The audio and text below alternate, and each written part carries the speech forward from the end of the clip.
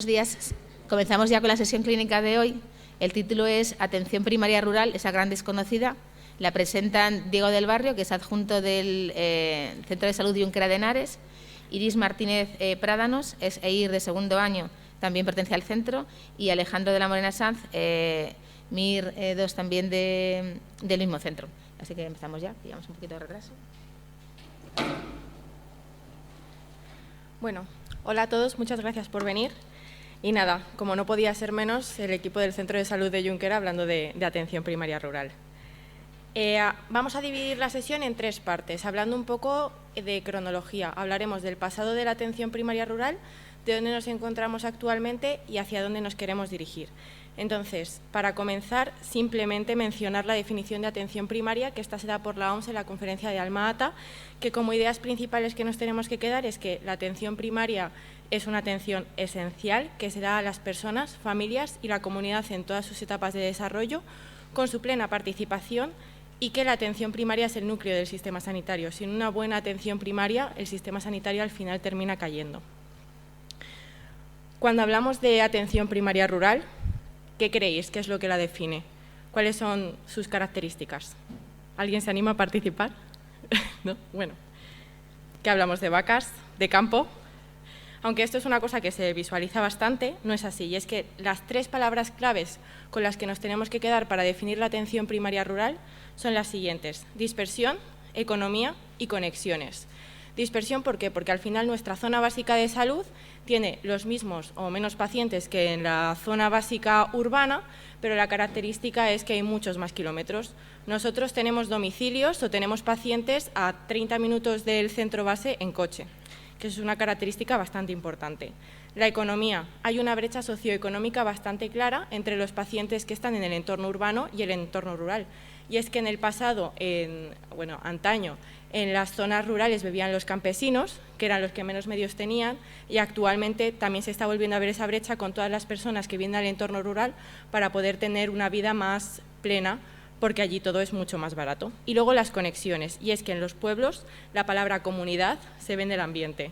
Todo el mundo se conoce, tiene relación entre ellos, hacen cosas, y no solo eso, sino que es más fácil para el equipo de atención primaria acercarnos a la comunidad, porque cuando hay un cambio en alguno de los profesionales, todo el pueblo ya lo sabe y todo el pueblo ya te conoce. Para meternos un poco en historia voy a dar unas muy breves pinceladas, y es que no se sabe exactamente cuándo comenzó la atención primaria rural, o medicina rural, ya que era el médico el que tenía una casa en un pueblo. Y no sé si conocéis centros de salud rurales, pero la parte de arriba era lo que sería la casa del médico y la parte de abajo donde pasaban las consultas. Es decir, el médico vivía allí siempre y las personas acudían a demanda cuando lo necesitaban. Lo que se sabe es que más o menos en el siglo XVIII el médico del pueblo empezó a ser elegido por los propios vecinos de allí. Por lo tanto, si tú caías bien a los vecinos del pueblo, eran quienes anualmente te elegían como médico y allí te quedabas.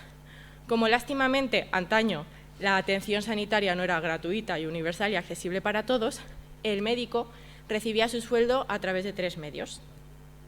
El primero de ellos, que no se carga, es por medio de pagos del ayuntamiento. Estos pagos eran muy míseros. Los médicos con los pagos del ayuntamiento no tenían apenas dinero, por lo tanto, de como más sueldos sacaban, eran de las consultas privadas y las igualas. En las consultas privadas se pagaba la voluntad. Había pacientes que no pagaban nada si no estaban contentos, pacientes que pagaban por medio de dinero, o en el entorno rural lo que caracterizaba es que te pagaban con la materia que sacaban de la ganadería y de la agricultura. Y las igualas, para quienes no los conozcan, eran una forma de pago que se estableció igual para todo, y es que mensualmente las personas pagaban a los médicos rurales para tener la asistencia 24 horas. Y nuevamente en el entorno rural lo que caracterizaba es que pagaban por medio de materia prima que obtenían. Pasaron los años y en el 1978 se crea la especialidad de Medicina Familiar y Comunitaria, y justo en ese año se organiza la primera conferencia de atención primaria, la conferencia de Alma-Ata, en la cual se habla por primera vez de promoción y de prevención, lo cual gira un poco el paradigma de la atención primaria y se pasa de una atención que va dedicada a curar o a asistir los problemas de salud que hay en ese momento, para dirigirla más a la prevención y a que la población sea más autorresponsable de su situación de salud. En el 1984, debido a esta conferencia, se crea el Real Decreto de Estructuras Básicas de Salud en España, que no solo define lo que es área de salud, zona básica y centro de salud, sino que habla de equipo de atención primaria e introduce a las enfermeras. Y ahí es cuando las enfermeras venimos a la atención primaria rural, lo cual es un gran reto porque pasamos de ser unos profesionales que cumplen con lo que nos decían los médicos, a tener una consulta individual, a ser llevar nuestra propia consulta y trabajar conjuntamente y en equipo con los médicos de familia. En el 2010 se crea nuestro programa formativo de la especialidad de enfermería familiar o comunitaria y ya acercándonos a la actualidad, en el 2018 se crea la última o se lleva a cabo la última conferencia de atención primaria, que es la de Astana, que tiene como lema desde Alma Ata hacia los Objetivos de Desarrollo Sostenible.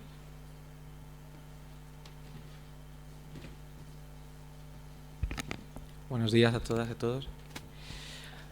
Bueno, si queremos hablar de dónde estamos, ¿no? En el momento actual, dónde se encuentra España en este aspecto de la atención rural, pues no estamos tan mal, ¿no? Si vemos este aspecto, ahí tenemos la UE señalada. Esto es distancia respecto a un recurso sanitario, ¿vale? Quitando los consultorios. Vemos que estamos, aparentemente parece, por debajo de la media en distancia, pero ¿qué pasa? Tenemos algo muy característico en muchas zonas de nuestro país, que es la dispersión geográfica, ¿vale? Al final, ¿qué porcentaje de población rural tenemos? ¿Qué territorio ocupan?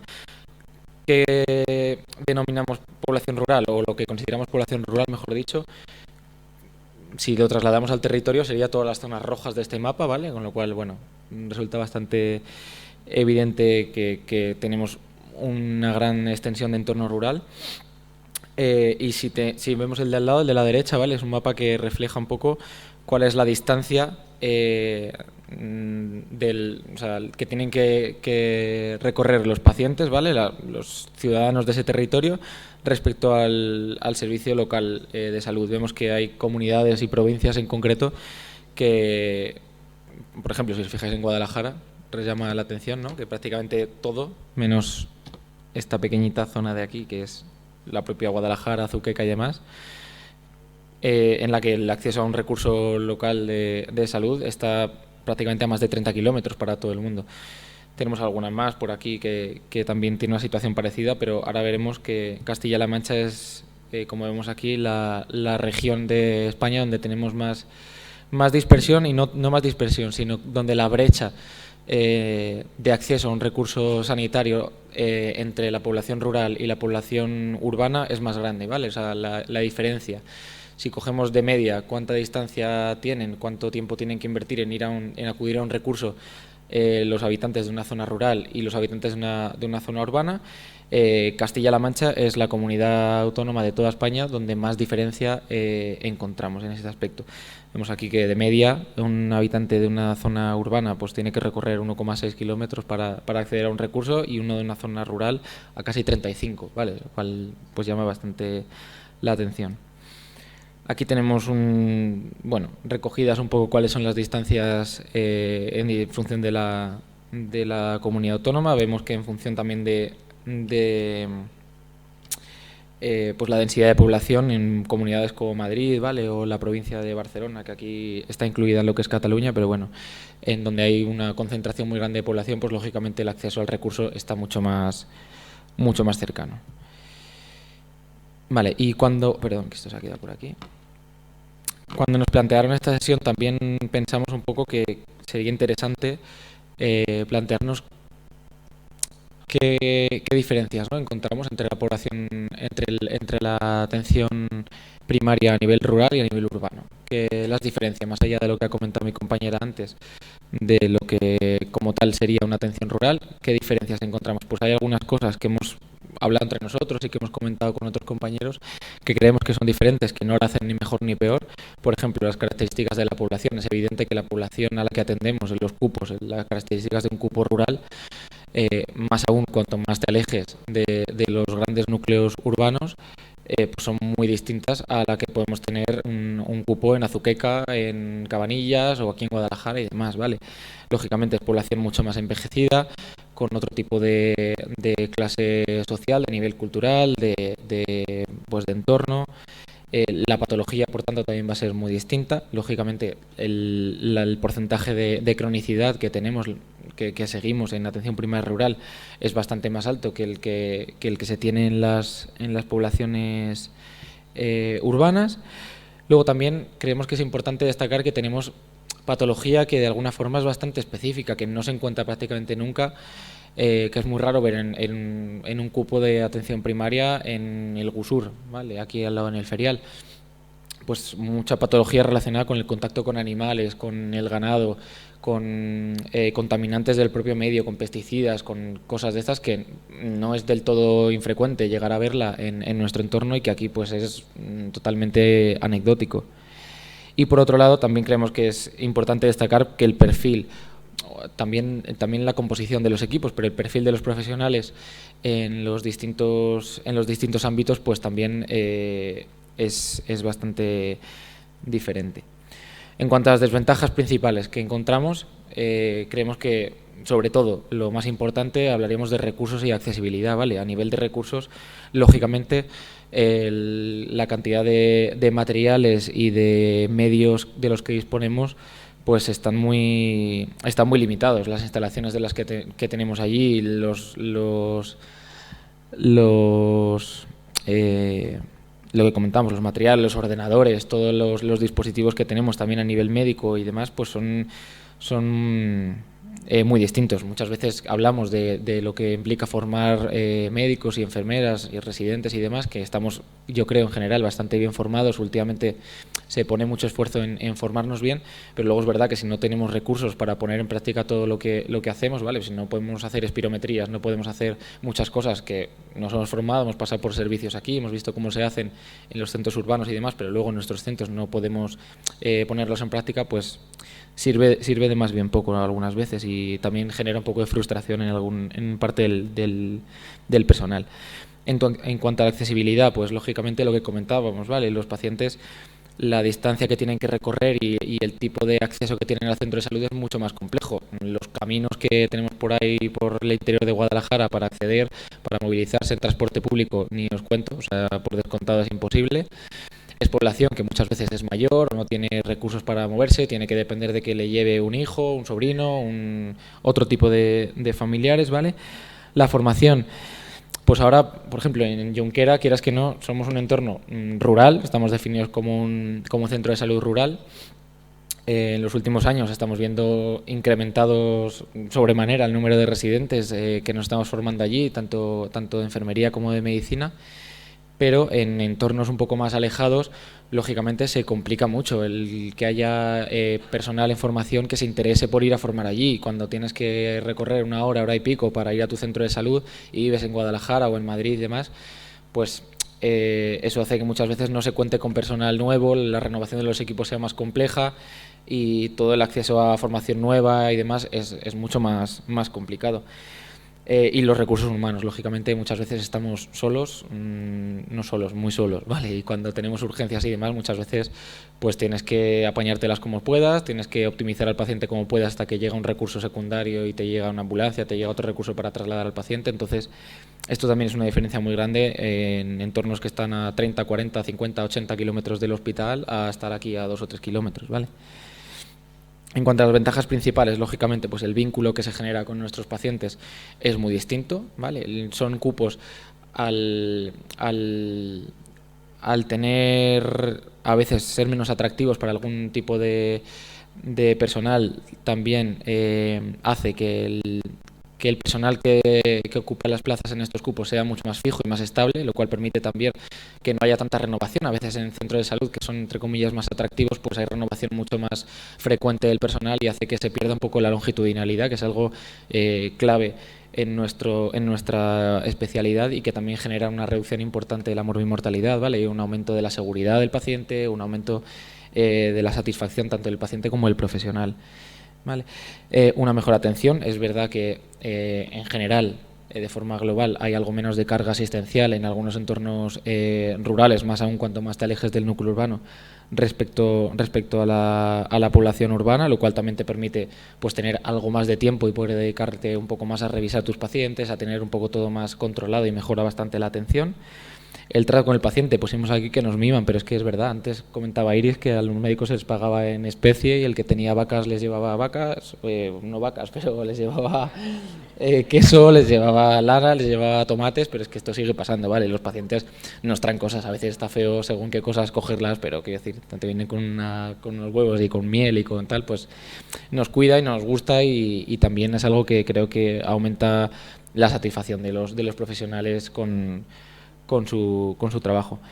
El respeto también que se tiene en general en este tipo de entornos con respecto a los profesionales sanitarios, enfermería, medicina y demás, dista mucho de la percepción que se tiene del personal en entornos rurales donde la población es más joven de forma general, más demandante, ¿vale? Y a veces es verdad que en los pueblos pues hay pacientes mayores que tienen la percepción aún del médico, la enfermera como algo jerárquicamente, entre comillas, pues más, no sé cómo decirlo, más respetable o más digno de, no sé, el trato es muy distinto y para quien haya rotado en la especialidad que sea o haya podido atender pacientes en este entorno sabe de lo que hablo.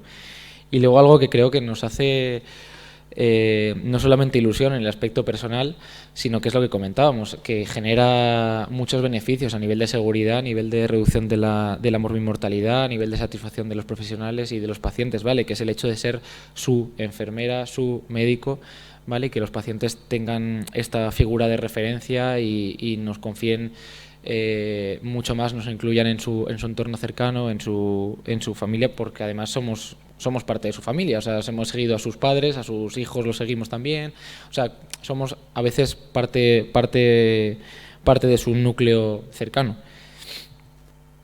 Y bueno, dejo a mi compañera. Ya para concluir, yo voy a aprovechar un segundín la diapositiva de Alejandro y el por qué la importancia de esta sesión clínica, que me parece una oportunidad increíble. Cuando hablaba Alejandro de que nos traen vacas, leche o cualquier otro producto del campo, el otro día me preocupé porque me trajeron una botella de whisky. Es decir, no sé qué cara me vieron para regalarme esa botella. Estamos hablando, tal vez mi parte sea la más sencilla o voy a tratar de dar un tono más reivindicativo de forma constructiva, porque esa menor carga de trabajo, al menos en las zonas periurbanas que seguimos llamando atención rural, cada vez la tenemos menos. Estamos hablando de, podríamos haber hecho una foto de las consultas de estos días. La consulta del lunes fueron 57 pacientes, la consulta de ayer fueron 42, con un traslado de por medio. Es decir, no estamos hablando de consultas con poca carga asistencial. Otra cosa es que las vivamos desde esa manera y que tengan cierta carga burocrática de la cual nos queremos en parte deshacer. Lo primero, cuando hablamos de a dónde nos dirigimos en cuanto a enfermería, para que no se nos pase este aspecto, que muchas veces los médicos vamos a lo que conocemos y descuidamos hablar del resto del equipo que lo conformamos, sí que hay una propuesta nacional, sobre todo para evaluar no tanto la atención que dan de cara a las consultas de demanda, sino la actividad que no queda reflejada en esa agenda y que es una actividad fundamental, sobre todo en entornos locales y en entornos rurales, ¿vale? Que son todas esas actividades dedicadas al grupo, a la educación para la salud, a todo el componente preventivo, ¿vale?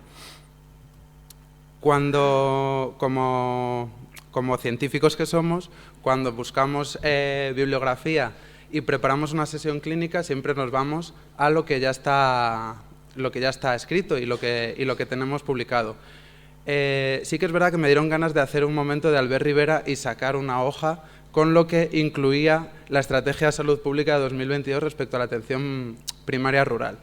No hubiera tenido mucho sentido porque es que ni lo hubierais visto, es un párrafo. ¿Vale? Es decir, cuando decimos a dónde vamos y miramos la población, o sea, la pirámide poblacional, a nivel nacional, esto es de hace 3 años, vemos como la España rural sí que tiene una diferencia significativa respecto al resto de la población. Sabemos todos y somos conscientes de qué es el problema. Esto es todo lo que hay en el Plan Nacional de Salud respecto a la atención primaria rural. es importante, pero no hay una propuesta como tal, ni áreas, o sea, sí que identifican las áreas de mejora, pero no hay ninguna propuesta concreta. Hablamos de un mayor porcentaje de personas mayores, esto ya lo sabemos, lo que indica mayor cronicidad y cada vez, fundamentalmente en patología osteoarticular, cardiovascular y neurodegenerativa. Esto sí que cada vez lo vemos en mayor medida como limitan las actividades básicas y aparece en clínica depresiva. La soledad no deseada, de la cual tanto se habla, era algo que en el entorno rural antes se veía con mucha menos frecuencia, incluso de cuando yo hice la residencia, cuando yo hice mi rotación rural hace 6 años, 7 años, era algo que no se veía tanto por las redes locales y los recursos que había. A día de hoy, en poblaciones de unos 4.000 habitantes, como es en la que nosotros trabajamos, en Junquera ya se empieza a ver esta soledad no deseada. Estos recursos locales, estos activos de salud, estas redes que antes existían, cada vez existen menos, se potencian menos y somos conocedores en menor medida de las mismas. Entonces, se habla también de la necesidad de un relevo generacional, que ahora lo comentaremos. Importante tener en cuenta que a medida que pase el tiempo van a ser puestos de mayor o de difícil cobertura. Cuando buscamos directamente, nos olvidamos de páginas oficiales, buscamos en Google atención primaria rural, últimas noticias.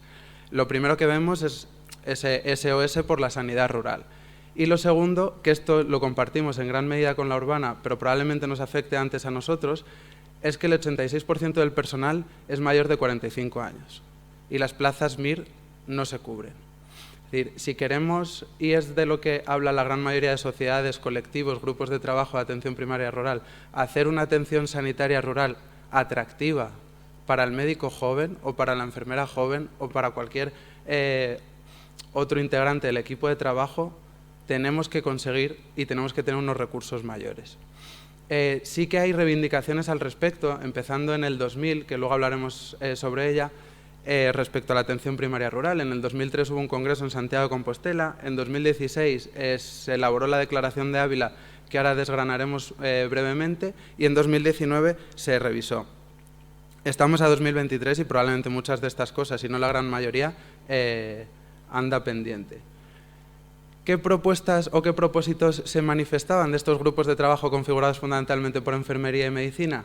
Lo primero, equiparar las prestaciones del Sistema Nacional de Salud respecto al resto de ciudadanos, es decir, respecto a la población rural.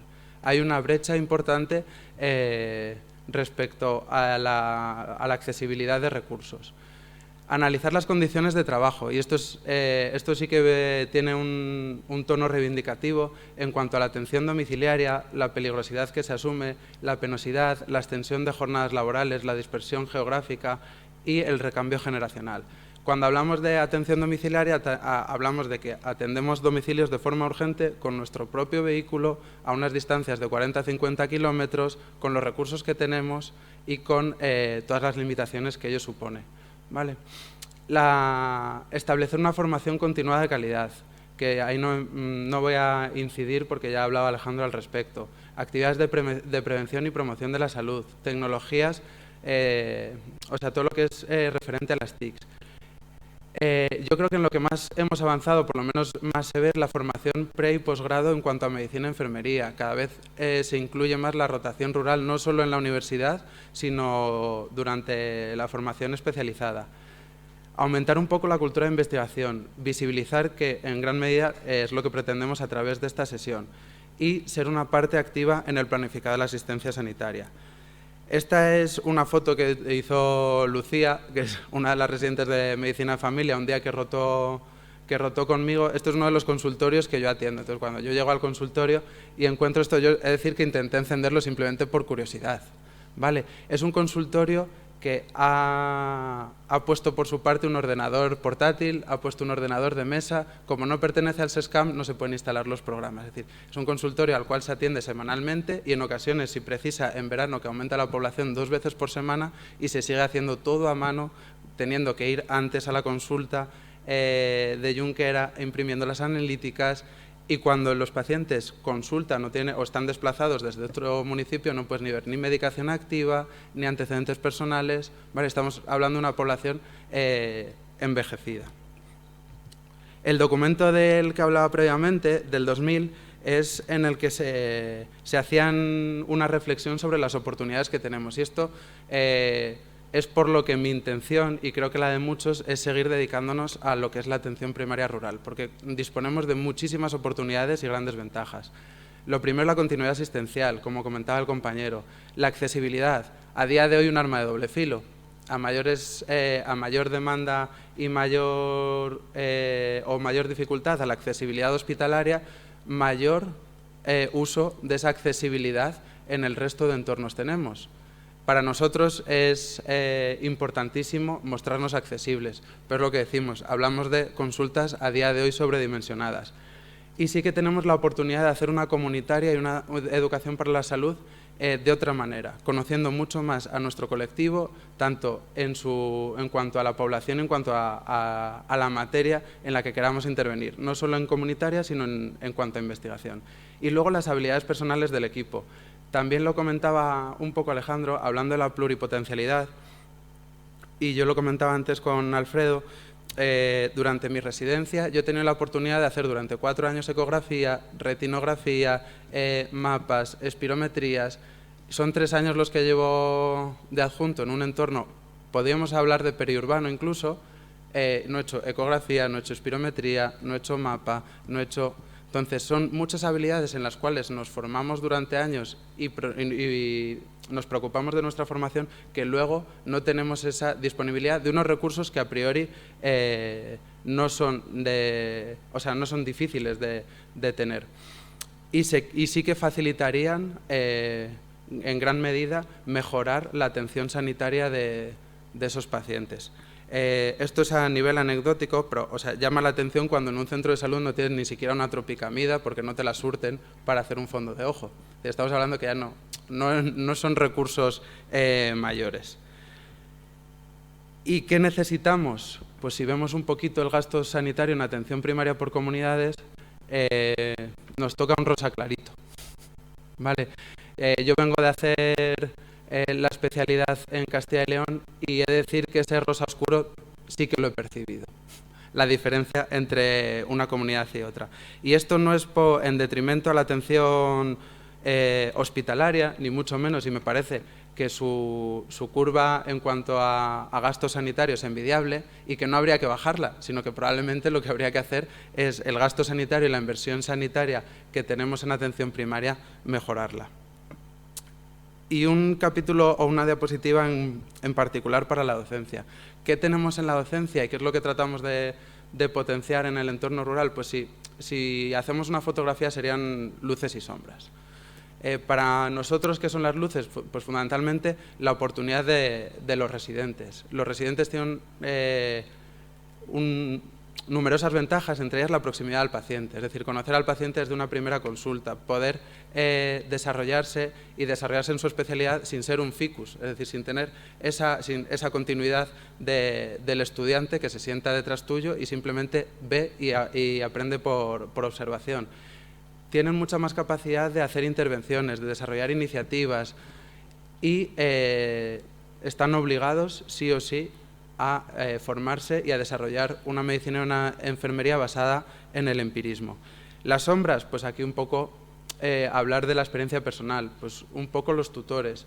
Sí que si no se cambian o no se modifican ciertas cosas de esta atención primaria rural, probablemente el hastío de los profesionales sea progresivamente mayor. Entonces, cada vez más labores administrativas, la remuneración por desplazamientos, condiciones y material de los consultorios, que muchas veces depende del ayuntamiento, y mayores poblaciones con una dificultad a la hora de programar las mismas consultas. Y ya para concluir, sí que, pues eso, dentro de este tono reivindicativo, dejar un poco espacio a la oportunidad o a la esperanza. Los vientos vienen como vienen y somos nosotros los que tenemos que tratar de dirigir el timón y la vela en el mejor de los sentidos. Que no nos olvidemos que esto sigue existiendo. Nosotros somos una breve representación, una escasa representación de lo que muchos compañeros llevan haciendo durante muchos años y también y con menos recursos incluso que nosotros. Pues que pongamos el foco de atención en lo que realmente necesitamos para que todos rememos a una. Muchas gracias.